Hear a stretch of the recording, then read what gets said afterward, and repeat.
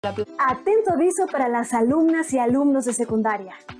Los programas de regreso a clases Aprende en Casa 2, que verán a continuación, son de repaso de los aprendizajes del ciclo escolar anterior. Por ello verán que se les plantean algunas preguntas. No es necesario que las respondan, pero si les interesa contestar alguna de ellas, seguramente les ayudará a fortalecer sus aprendizajes. Recuerden también que cuentan con sus libros de texto para apoyar este repaso. Disfruten de la programación. Secundaria segundo grado. Artes visuales. Patrimonio visual.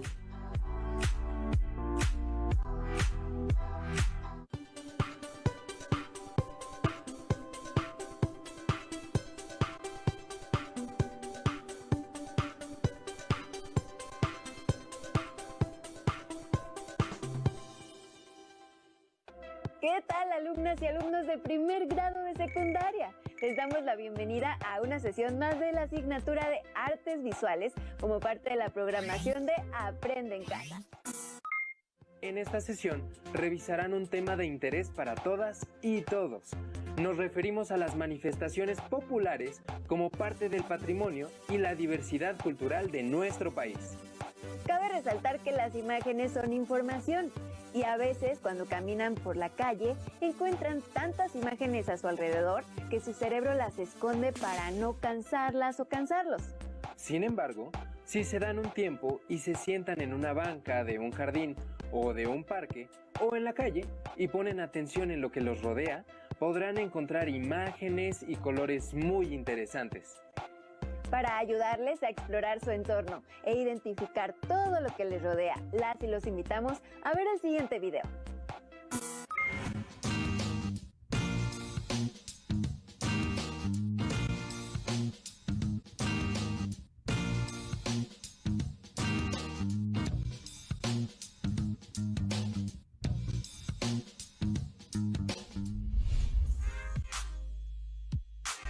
Vamos a observar con atención esta obra.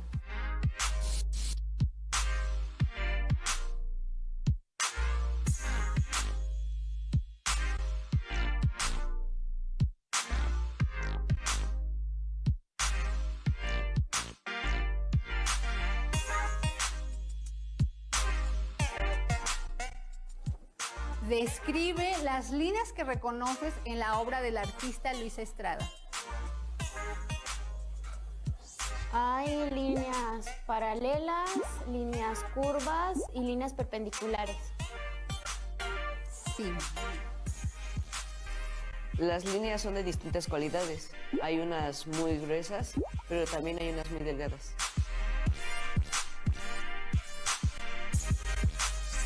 Las líneas tienen distintos tonos de color. Eso hace que se vean cercanas o lejanas.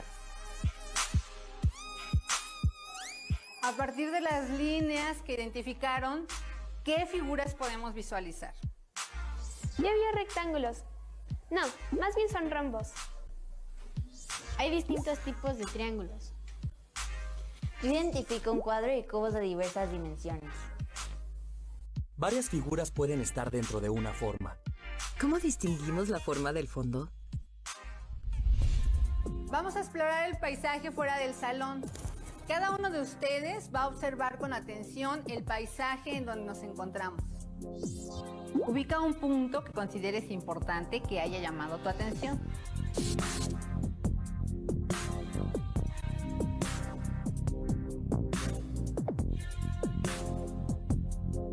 Elige un color, traza un punto en el cuaderno y a partir de ahí vas a dibujar las líneas que observes y que consideres que pueden ser importantes.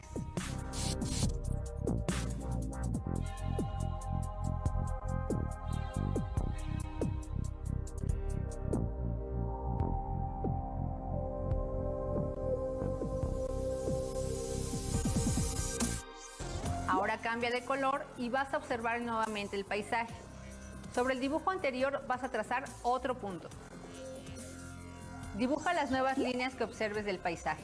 A estos trazos logrados les llamaremos dibujo.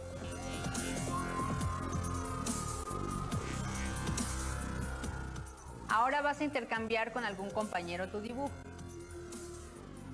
Observa este nuevo dibujo e identifica qué figuras ves y con ellas dibuja distintas formas.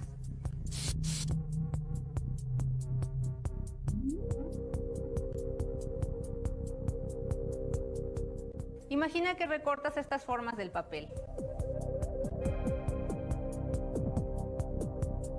Le llamamos fondo a todo lo que queda. Vas a intervenir este dibujo y realizarán una composición de formas urbanas.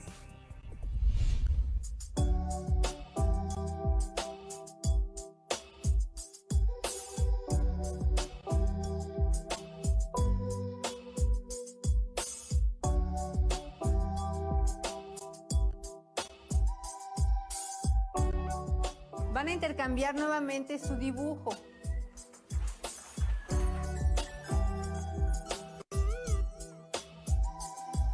¿Qué formas puedes localizar en esta obra? Yo puedo ver formas de triángulos. Muy bien. Yo localicé varias formas de hojas de árboles. Ahora con un color oscuro, de preferencia negro o gris, vamos a pintar el fondo que consideremos que necesita la composición para finalizarlo.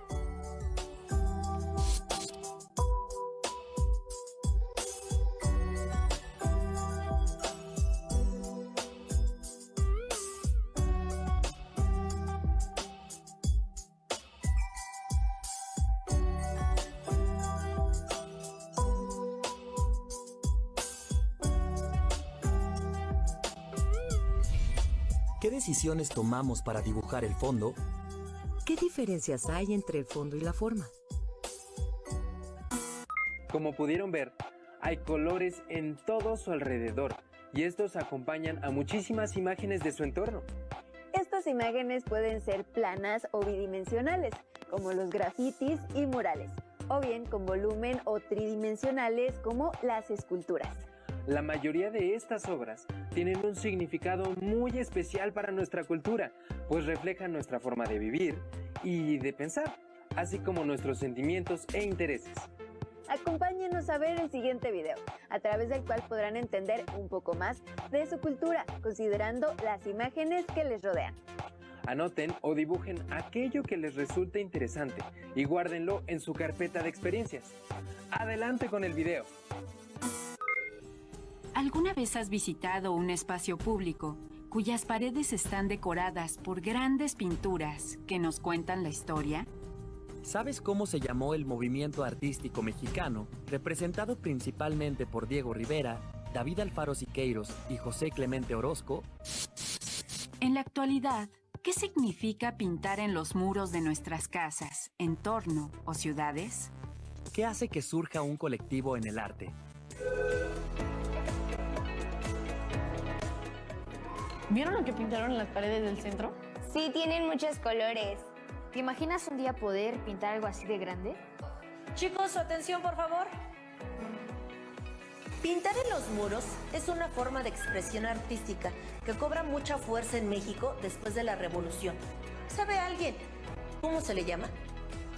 A ver. Se le llama muralismo. Muy bien. ¿Saben cuál era el objetivo de estas grandes pinturas? Adelante. Contar una parte de la historia. Que la gente no olvidara los ideales de la revolución. Fue un movimiento político-social. Si quieren conocer más datos sobre el muralismo, podemos revisar diversas fuentes de consulta.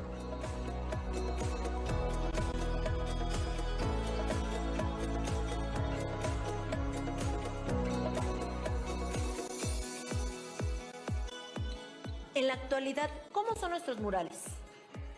Tienen otros temas como la ecología. Muchos están hechos con pinturas en aerosol. Se hacen en las bardas de las casas y en las calles. ¿Qué elementos necesitamos pintar en nuestro mural para que tenga las características de nuestro contexto? Con todo lo que hemos hablado, ¿qué es el arte colectivo? El arte colectivo es el resultado del trabajo realizado entre un grupo de artistas. Pueden utilizar técnicas variadas y pertenecer a disciplinas distintas. Igualmente, es posible que se integren varias ideas y mentes trabajando para un mismo fin. Para pintar un mural es necesario partir de una idea y realizar una serie de bocetos antes de trazar algo en el muro. Si quisieran decirle a alguien cómo es la vida hoy, ¿qué pintarían?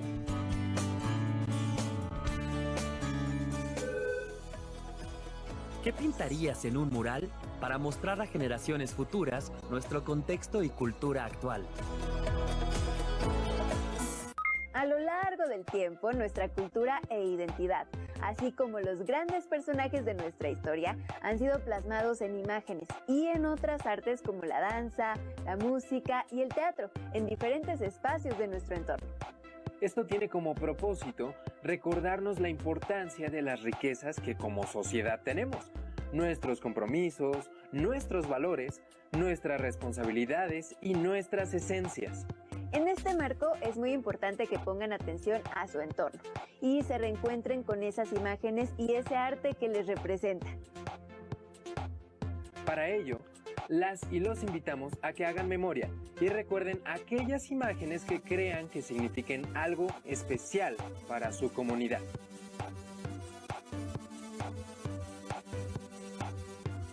En una hoja, describan cómo son esas imágenes y el significado o valor que tienen para ustedes y para su comunidad.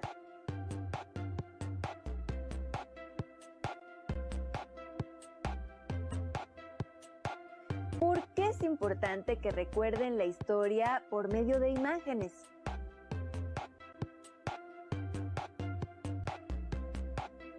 Guarden su descripción y respuesta en su carpeta de experiencias. Ahora, las y los invitamos a ver un video en el que encontrarán lugares donde se exhiben algunas obras de arte. Pongan mucha atención y piensen por qué esas obras se encuentran en ese sitio y no en otro. Anoten la información que consideren importante y acompáñenla con pequeñas ilustraciones o recortes de revistas y periódicos. Esto también irá en la carpeta de experiencias. ¡Corre video!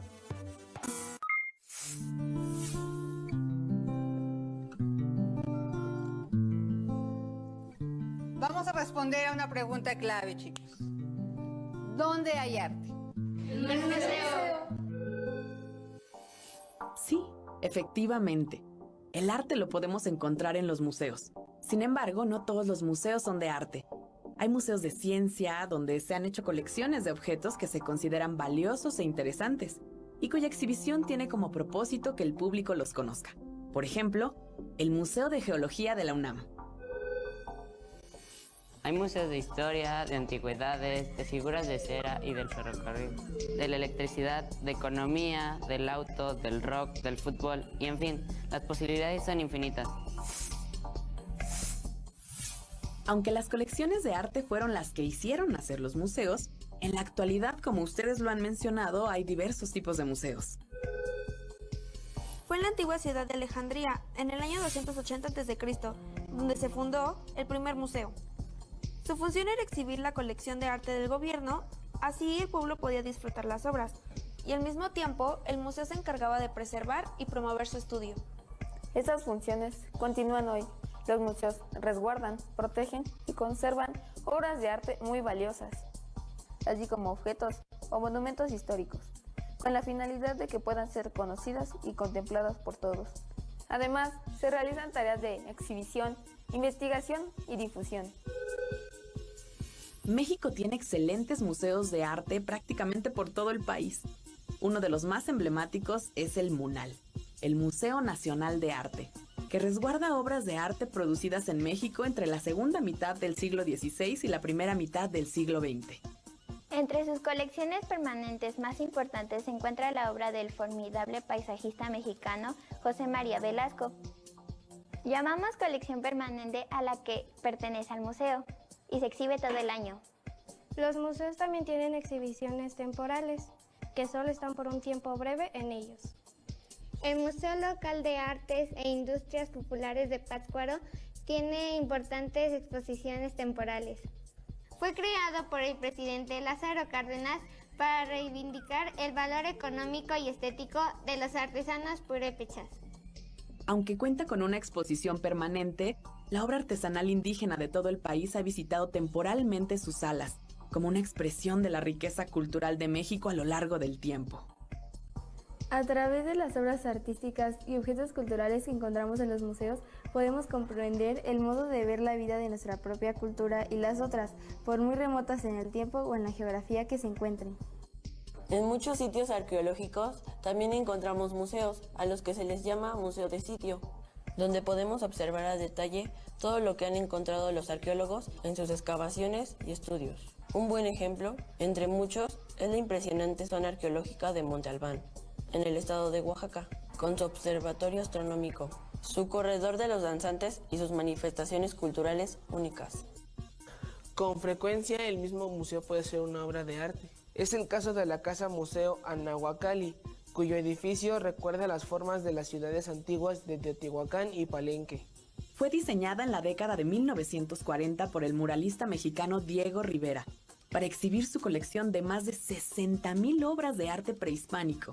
Actualmente también exhibe la obra del artista. Pero no solo encontramos arte en los museos, también hay galerías de arte donde, además de exhibir obras, se dedican a su venta. El mercado de arte es muy importante. Además de estos espacios, cualquier lugar se puede convertir en un lugar de encuentro entre un creador y un espectador. La ciudad está llena de arte, y lo podemos encontrar en el metro, en las plazas públicas, en la arquitectura, en la escultura monumental y en el arte decorativo de todo tipo. Y a través de la historia, artistas y movimientos han insistido en que el arte también debe de estar en las calles. Un ejemplo es el muralismo mexicano, que concebía que el arte debía ser público, popular y con libre acceso a cualquier persona. Este movimiento artístico creó muchas obras en espacios públicos de afluencia masiva, como la UNAM o el Mercado Abelardo Rodríguez. En los últimos años el street art o arte urbano o arte callejero ha tomado las calles de todas las grandes ciudades para construir obras artísticas, a veces de manera ilegal, a veces patrocinada por el mismo gobierno. ¿Y a ti? ¿Qué obras de arte, monumento u objetos de nuestro patrimonio cultural te han gustado más? Algo muy interesante es que el arte no solo existe en los museos, sino también en las calles. Para muchas y muchos artistas, el arte debe ser público y de libre acceso, y estar al alcance de todas las personas, con el fin de que éstas, a su vez, no sean solo espectadoras, sino creadoras de sus propias obras, y con ello podamos tener una versión de la historia cada vez más completa. A continuación, les presentamos un video más. Pongan mucha atención, pues les orientará sobre cómo elaborar una obra colaborativa. Información que requerirán más adelante. ¡Regresamos!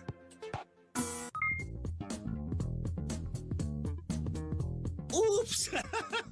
Creo que se me pasó la mano. Los seres humanos modificamos el paisaje natural en el que vivimos. Cuando nos reunimos para vivir en un determinado lugar, comenzamos a cambiarlo de acuerdo a nuestras necesidades. Ahora pensemos en las grandes ciudades. El paisaje cambia de manera radical cuando se levantan edificios y se pavimentan las calles. A este tipo de entorno se le conoce como paisaje urbano. El paisaje urbano surgió en la antigua Roma, en la que algunas villas se decoraban con paisajes de casas y edificios, construcciones que predominaban sobre el entorno natural. Durante la Edad Media, gracias al artista italiano Ambrogio Lorenzetti, podemos dar un vistazo dentro de una ciudad amurallada. En el Renacimiento, la representación de los espacios urbanos alcanzó un gran desarrollo con el uso de la perspectiva. Posteriormente, artistas como Canaletto realizaron bellos paisajes de zonas urbanas. El crecimiento de las ciudades impulsó su representación en una gran variedad de corrientes artísticas. Otros artistas contemporáneos han trabajado directamente sobre el paisaje, creando obras efímeras que alteran sus características naturales o su apariencia. Tal es el caso, por ejemplo, del búlgaro-estadounidense Cristo, que cubre grandes edificios con miles de metros de tela, llegando incluso a rodear con ella islas completas. Si no contamos con el material adecuado, o si este es insuficiente para representar un paisaje urbano, con imaginación podemos emplear una gran variedad de materiales, incluidos los que se pueden reutilizar. Recordemos que antes de iniciar la elaboración del mural, hay que elegir un tema. De preferencia pensar en algo que sea importante para la comunidad o bien en qué mensaje se quiere transmitir. Para hacer un mural tridimensional, podemos recolectar envases plásticos en casa o en la comunidad. También se pueden emplear cajas de cartón y envases de Tetra Pak, pedazos de tela, periódico, hojas de papel usado, lo que encuentren y les parezca útil. Para la base, pueden utilizar un soporte rígido. Puede ser de madera, metal o plástico. Lo importante es que ustedes escojan los materiales de acuerdo a lo que quieren representar. Cuando tengan todos los materiales, hagan una composición con ellos. Píntenlos, péguenlos, recórtenlos o únanlos como mejor les parezca. Y no se olviden de aprovechar los recursos a su disposición. Si quieren conocer más sobre el muralismo y el patrimonio visual, les recomendamos el libro titulado Libros Pintados, Murales de la Ciudad de México, de José Luis Trueba Lara. Con esto llegamos al final de la sesión. No se pierdan las siguientes sesiones de Aprende en Casa. ¡Hasta pronto!